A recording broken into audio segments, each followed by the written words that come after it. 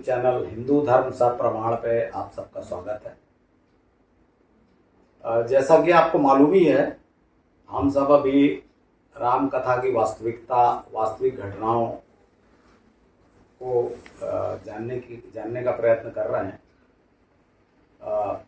जो हमें अवेलेबल सबूत हैं, भूत साक्ष्य हैं और अन्य किताबों में जो लिखा हुआ है, ये सब मिला के हम एक ये प्रयत्न कर रहे हैं कि राम कथा की वास्तविकता जाने।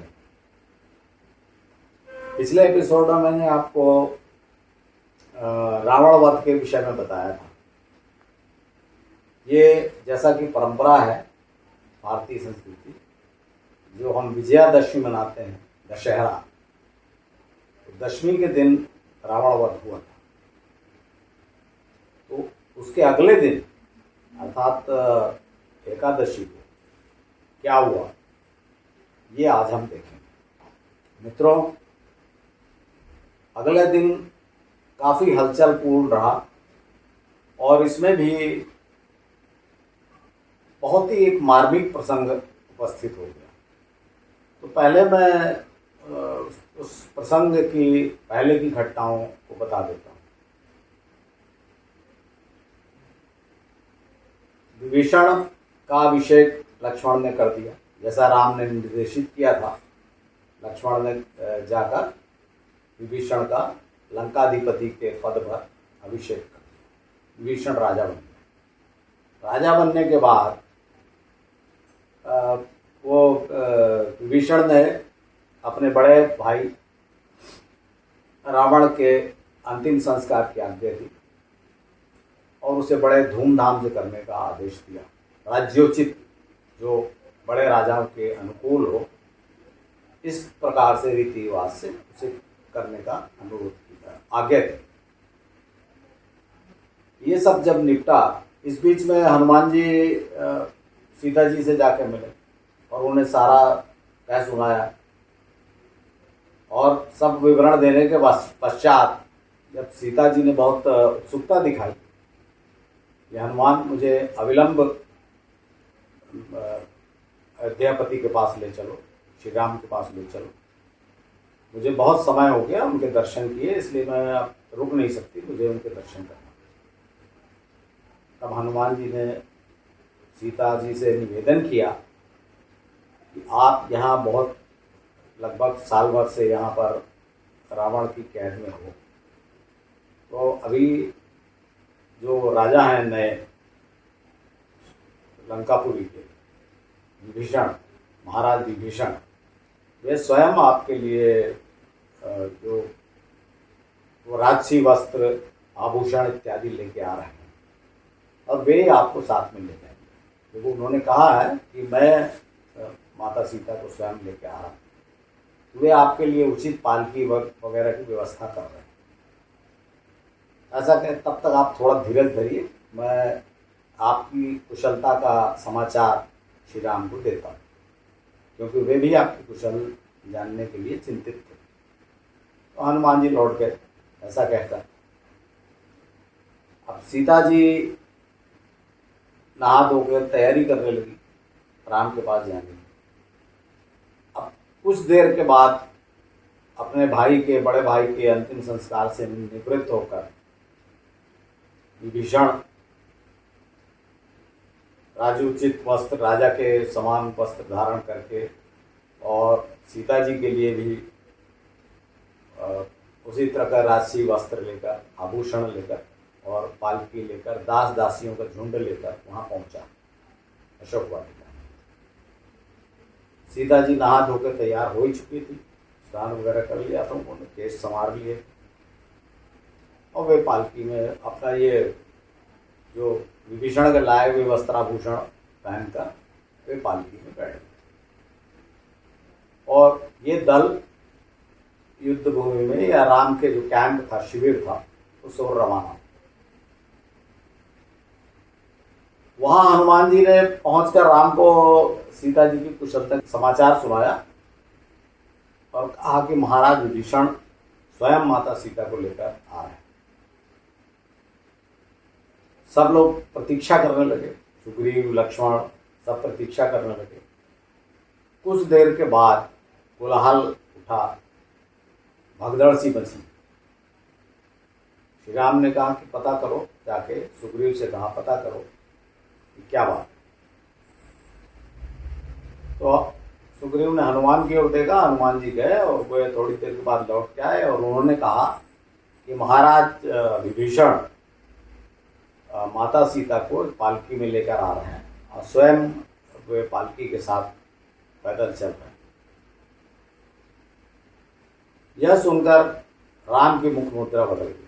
वैसे भी वे बड़े चिंतित मुद्रा में बैठे थे और लक्ष्मण उनकी ओर देखकर, क्योंकि वे अपने भाई के मनोभाव को अच्छी तरह से जानते थे, तो उनको कुछ अघटित घटने की संभावना लगी। वे चिंतित हो गए। फिर भी उन्हें समझ नहीं आ रहा था, आशंका तो थी मन में, पर समझ में नहीं आ रहा था कि राम क्या करने वाले हैं। उन्हें उनके हिसाब से तो राम को अति प्रसन्न होना चाहिए था। रावण महाराज आ चुका था, युद्ध जीत चुके थे, माता सीता सकुशल थी, आ रही थी, महाराज विभीषण स्वयं लेकर आ रहे थे, पर राम के मुख पर कोई भी प्रसन्नता के चिन्ह नहीं दिखाई दिए। जब राम ने ये कोलाहल सुना और पता लगा कि विभीषण स्वयं आ रहे हैं, तो उन्होंने लक्ष्मण को कहा कि जाकर सीता से कहो कि वे पालकी से उतरकर पैदल आए। यह सुनकर सब लोग अचंभित हो गए। चारों तरफ सैकड़ों हजारों वानर थे, उनके बीच में से माता सीता पैदल आती। लेकिन राम ने कहा कि जो ये लोग हैं, ये वानर दल है, ये इतनी दूर से मेरे साथ बिना किसी लोभ लालच के युद्ध करने आया है। इसमें से सैकड़ों लोग मारे जा चुके हैं। ये बिना किसी स्वार्थ के अपनी जान हथेली पर लेकर यहाँ आए, और जिस कारण से इन्होंने युद्ध किया, अगर वो सीता उनके सामने नहीं आ रही है, पालकी में, बंद पालकी में बैठकर आ रही है, तो उनका कोलाहल करना और भीड़ लगाना उचित ही है। इसलिए सीता पैदल आए, जिससे सब लोग उनको देख सकें। ये कारण राम ने बताया। लक्ष्मण गए और उन्होंने सीता जी से निवेदन किया कि देवी, आप महाराज राम की आज्ञा अनुसार आप पैदल आए, पालकी छोड़ दें। सीता जी ने ऐसा ही किया। उन्हें बड़ा अचंभा हुआ कि राम ने ये कैसी आज्ञा दी, लेकिन जो भी हो, उन्होंने आज्ञा का पालन किया और वे पैदल राम की ओर आने लगे। जब वे राम के निकट पहुंच के उन्होंने प्रणाम किया और वे अति प्रसन्न थे, किंतु राम ने बहुत ही सधे स्वर में, बिना किसी उल्लास के उनसे कहा, सीते, मैंने जो ये बड़ा भारी आयोजन किया, इतनी दूर से हजारों सबकी सेना लेकर आया, ये भी जान देने अपने आप बिना किसी स्वार्थ के मेरे साथ आए। हमने रावण को उसके सभी भाइयों और महावीर सेनापतियों के साथ मार दिया। ये सब मैंने सिर्फ इसलिए किया कि किसी भी क्षत्रिय को यह सोचकर इस पृथ्वी पर जीवित रहने का अधिकार नहीं था कि उसकी पत्नी का कोई अपहरण कर गया और उसने उससे प्रतिशोध नहीं लिया। सिर्फ यह सोचकर मैंने रावण का वध किया और अपने कुल पर और स्वयं पर लगे हुए कलंक को मिटा दिया। अब तुम स्वतंत्र हो, जहां चाहे जा सकती हो। महाराज विभीषण ने तुम्हें लंका के राजा की कैद से मुक्ति दे दी है। तुम चाहो तो लंकापुरी में ही रह सकती हो। महाराज विभीषण तुम्हारे लिए उचित व्यवस्था कर देंगे। यदि तुम चाहो अयोध्या जा सकती हो, वहाँ लक्ष्मण तुम्हारे रहने की व्यवस्था कर देंगे। यदि तुम चाहो तो किष्किंधा में रह सकती हो, वहाँ सुग्रीव हमारे मित्र हैं, वे तुम्हारे रहने की उचित व्यवस्था कर देंगे। तुम जैसा चाहो तुम्हारी व्यवस्था हो जाएगी, बस सिर्फ मैं तुम्हें स्वीकार नहीं कर सकता। यह सुनकर चारों ओर सन्नाटा छा गया। किसी की कुछ समझ में नहीं आया। लक्ष्मण तो सिर पकड़कर जमीन पर ही बैठ गए कि ये क्या हो गया।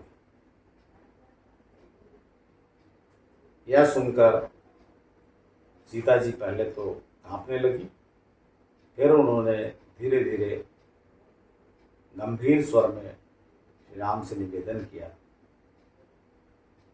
कि मैं तो आपके ही आने की बाट देखते हुए जीवित हूं, और मुझे पता था कि आप अवश्य अपने बैरी को मारकर मुझे छुड़ाएंगे। मुझे अपने पति की वीरता पर पूर्ण विश्वास था। सीता जी ने कहा कि मैं आपको विश्वास दिलाती हूं कि मुझे केवल उस वक्त जब रावण हरण करके लाया, जब मैं परवश थी, उस वक्त के अलावा किसी भी पर पुरुष ने मेरा स्पर्श नहीं किया है, और मैं आपकी ही हूं तन मन से। और अगर मुझ पर कुछ ऐसा संकट आता, मुझे लगता कि मैं अपना सतीत्व बचाकर नहीं रख पा रही हूं, तो मैं अग्नि में स्वयं को समर्पित कर देती। लेकिन ऐसी कोई बात नहीं हुई, और रावण ने भी मेरी बात मानी 1 साल प्रतीक्षा करने की, क्योंकि मुझे विश्वास था कि इस बीच में आप मुझे छुड़ा ही लेंगे। लेकिन फिर भी आपको जब विश्वास नहीं है और आप मेरे चरित्र पर आक्षेप लगा रहे हैं, ऐसा मुझे लग रहा है। हालांकि आपने नहीं कहा है, पर मुझे पूरा विश्वास है कि आप इस आशंका के कारण ये बात कर रहे हैं। तो मैं अब स्वयं को अग्नि में समर्पित कर दूंगी। जो मैंने पहले सोचा था वो मैं आपको कर देती हूँ। यह सुनकर राम ने लक्ष्मण को संकेत दिया, मतलब जाओ इनके लिए इंतजाम करो। देखिए, जो अग्नि परीक्षा की बात है ना, वो उसको मैं आपको डिस्क्राइब कर, बहुत ही मार्मिक है, और इसको जरा ध्यान से सुनिएगा। तो ज़्यादा उसमें न जाइएगा रामायण के इसमें कि सीता जी गई और वो अग्निदेव निकले साक्षात, उन्होंने राम से कहा कि पवित्र है, ऐसा कुछ नहीं। क्योंकि हम लोग प्रैक्टिकल बात कर रहे हैं ना, जो हो सकता है वही करना है। तब लक्ष्मण जी ने तुरंत वानरों की सहायता से लकड़ियां इकट्ठी की और एक चिता बना दी। सीता जी उस पर बैठ गई। सब ये सोच रहे थे कि जब ऐसा होगा तो राम मना कर देंगे।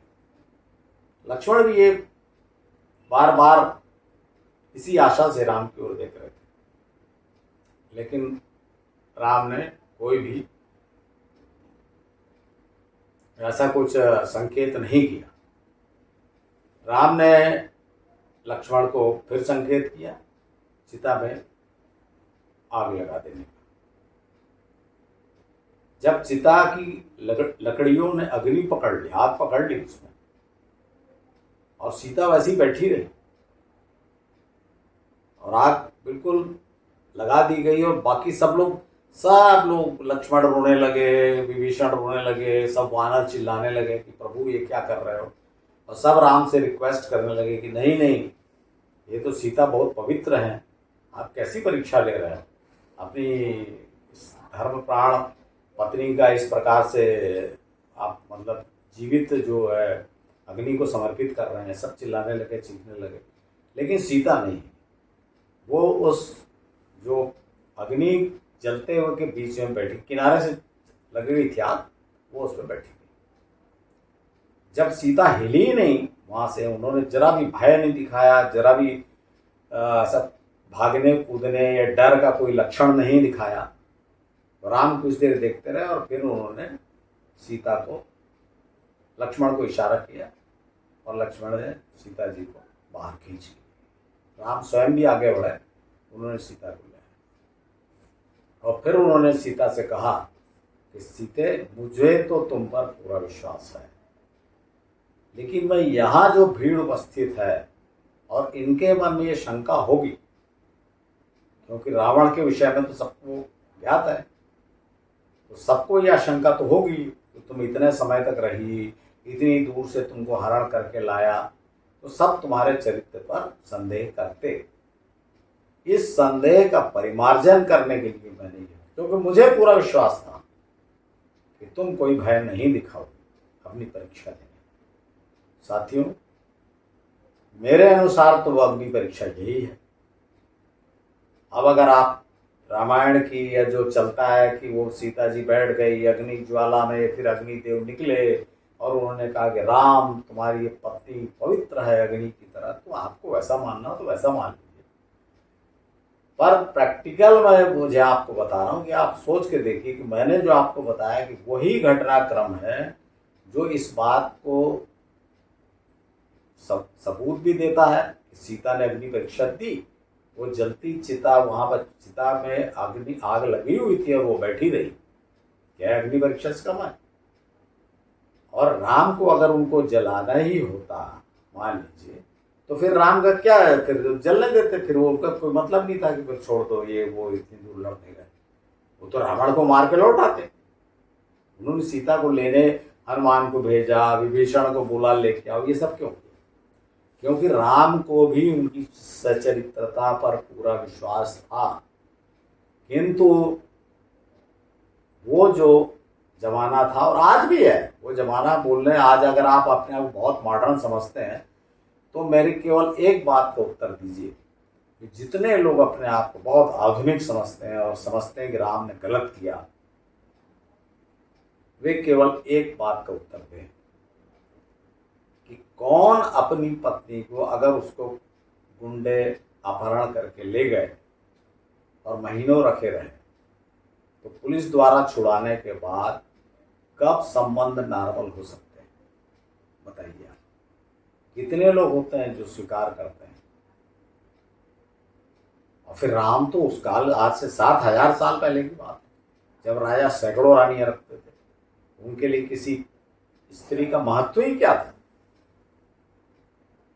तो पहले ही उन्होंने कहा था कि मैं तो तुम्हें, सीता कहा था कि मैं तो यहाँ युद्ध भूमि में आया हूँ इसलिए कि मैं रावण से बदला ले सकूं, जिसके कारण मेरे क्षत्रियत्व पे, मेरे कुल पर, मुझ पर कलंक लगा, मैं तो इसलिए आया। तो ये बात को आप ध्यान दीजिए, लेकिन ये भी ध्यान दीजिए कि उसके बाद राम सीता को ले गए ससम्मान वहां से। दोस्तों, ये जो बात है इसको आप ध्यान से सोचिएगा, क्योंकि पहले ही हमने आपस में बात की है ना कि हम ऐसा चमत्कार को दूर हटा के वास्तविक कथा को जानने का प्रयत्न करेंगे। क्योंकि अगर आप सोच रहे हैं कि सीता इतनी चमत्कारी थी, मैं आगे जो होने वाली घटना है उसका उल्लेख यहाँ नहीं करना चाहता उदाहरण के रूप में, लेकिन आप ये सोचिए कि अगर अग्निदेव निकल रहा है और ऐसा हो गया वैसा हो गया सीता, तो बाद में सीता जी धरती में कैसे संभल? इसका मतलब जो मानवीय चरित्र है, मानव के साथ जैसी घटना होती है वैसे ही घटनाएं हुई है, उसमें अतिशयोक्ति है बाकी चीजें, क्योंकि रीजन मैंने आपको कई बार बता चुका हूं कि उनको अति मानवीय दैविक बताना है, इसलिए ये सब गढ़ा गया है।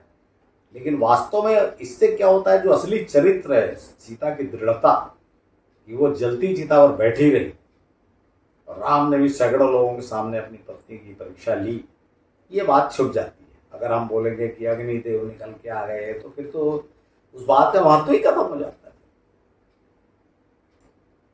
अब इतना कह के मुझे आज की बात अपनी समाप्त करनी है।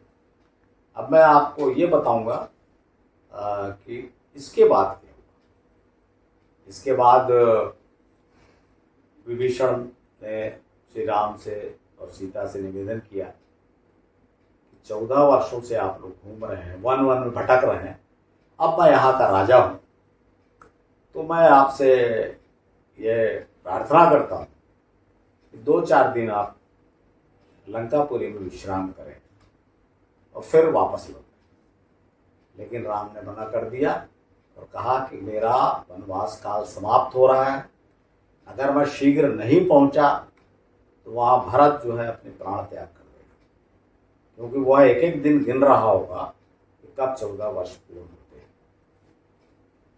और उन्होंने कहा कि महाराज विभीषण, मुझे यहाँ से वापस पैदल जाने में बहुत समय लग जाएगा, क्योंकि मैं बहुत समय निकाल कर यहाँ आया हूँ, और अब जब सीता साथ में होंगी तो पैदल जाने में इस बार से बहुत समय निकल जाएगा और मेरा वनवास काल खत्म हो जाएगा। इसलिए आप मेरे शीघ्र जाने की कोई व्यवस्था करते हैं। तब विभीषण ने कहा कि महाराज प्रभु, चिंता मत करिए, मेरे पास कुबेर के बनाए हुए जो रावण का रथ था, पुष्पक विमान जिसे कहा गया, विश्वकर्मा द्वारा बनाकर कुबेर को दिया गया, और उसमें जो लकड़ी वगैरह लगी हुई है वो बहुत हल्की है। उत्तर भारत की जो नाव वगैरह में यूज़ करते हैं वो लकड़ी है, बहुत हल्की है, मजबूत है। उसमें जब 4-4 खर जोते जाते हैं 4 खर, तो बहुत तेज़ी से होता है, बहुत उसकी गति बहुत तीव्र रहती है। तो उस पर आप चले जाएंगे प्रातःकाल, तो आप जल्दी पहुंच जाएंगे। यह सुनकर श्री राम ने कहा कि ठीक है, कल प्रातः उस रथ को तैयार करने की आज्ञा दो, तो तैयार रहे, हम लोग प्रातःकाल यहाँ से निकल जाएंगे। ये सब घटनाएं एकादशी को, इसका अर्थ ये निकला कि द्वादशी को, 12वीं तिथि को श्री राम वहाँ से निकले। तो जब श्रीलंका से निकले तब क्या हुआ दोस्तों, ये बात मैं आपको अगले एपिसोड में बताऊंगा। आज का एपिसोड यहाँ समाप्त करता हूँ। आपने धैर्यपूर्वक सुना, उसके लिए धन्यवाद। अगर अच्छा लगा हो तो आप इसे अपने परिचितों, दोस्तों में शेयर करें, लाइक करें। धन्यवाद।